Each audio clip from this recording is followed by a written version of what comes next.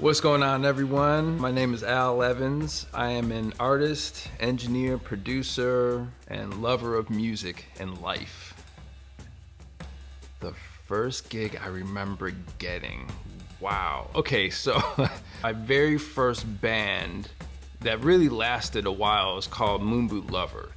And that band started when I was either a freshman or sophomore in high school. The original name of the band was The Groove.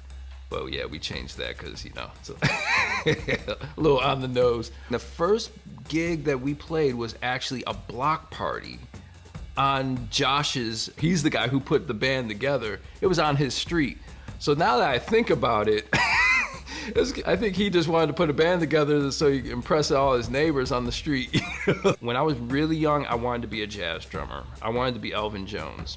That was it, Then The Groove / Moonboot Lover happened, and I realized, boy, I'm having a lot more fun in these clubs than, playing all the jazz standards.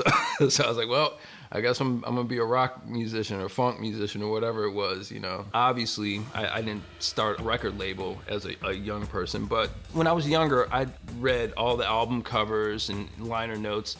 So I was aware of, I just remember seeing engineers on the credits, and then certain albums would have pictures. Of course, like going back to jazz records, you have Rudy Van Gelder, and there'd be photos of like John Coltrane, and I was fascinated by that. But I remember with The Groove, we won a battle of the bands, and what we won was some studio time.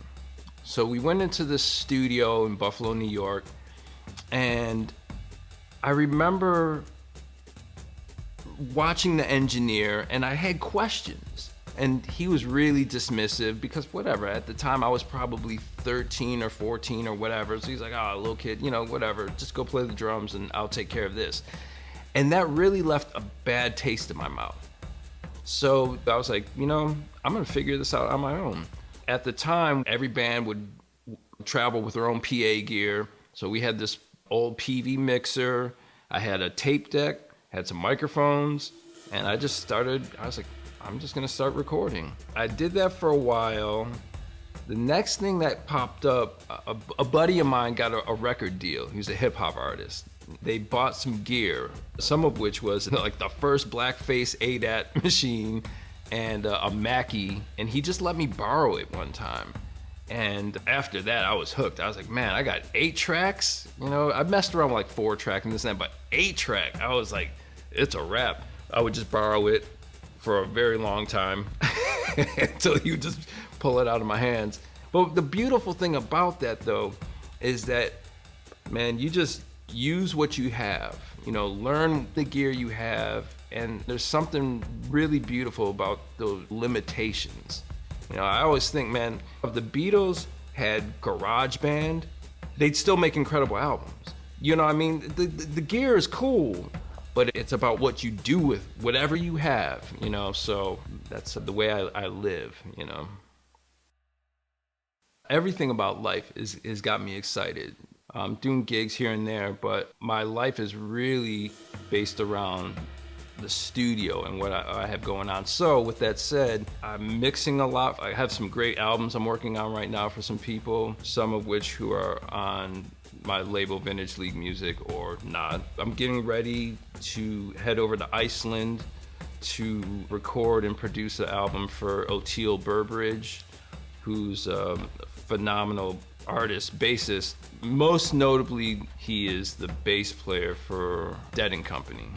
Just a dear old friend of mine, and we're really excited about hanging out in Iceland next month. I'm just started a new Alan Evans Trio record. I have another project of my own called The 7-Day Weekend, which has this kind of like 80s electro synth vibe thing going on.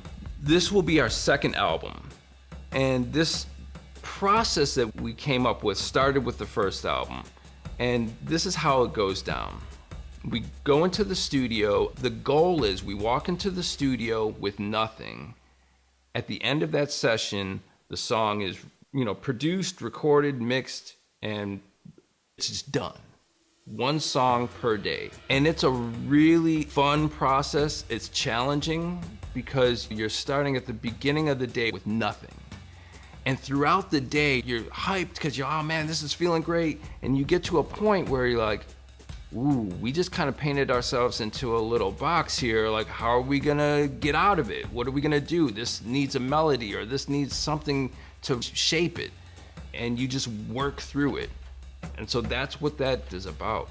It's just being creative in the moment and seeing it through. The majority of it, of the record, is just one song, one day. There's nothing where I'm like, oh, man, I gotta deal with this, or with, you know, these people, or this, whatever. It's all just pure excitement, pure joy, you know.